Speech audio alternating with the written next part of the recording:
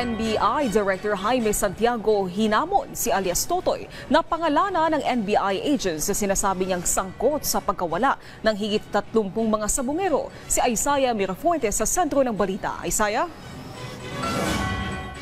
Unfair para kay NBI Director Jaime Santiago ang pagsasabi ni alias Totoy na may mga NBI daw na sangkot sa pagkakawala ng mga sabungero. Ito mismo ang naging pahayag ni Santiago sa interview ng media sa kanya ngayong araw. Ito matapos sabihin ni alias Totoy na may sangkot na mga miyembro ng NBI sa kaso ng mga nawawalang sabungero sa interview ng isang media. Iginit niya na dapat pangalanan ni alias Totoy kung sino-sino ang mga sangkot dito.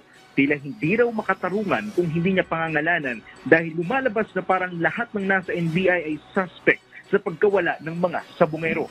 Para pa kay Santiago, ito raw ay napakabigat na akusasyon sa kanilang ahensya. Giit pa niya, noong panahon na mangyari ang krimen ay hindi pa siya ang nakaupong direktor ng NBI.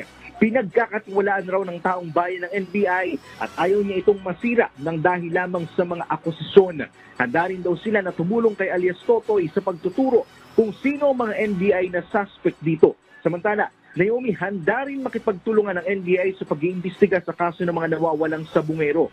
Sila raw ay nagvo-volunteer kung kinakailangan ng forensic expertise ng NBI sa paglutas sa kaso. Naomi. Maraming salamat, Isaiah Mirafuentes.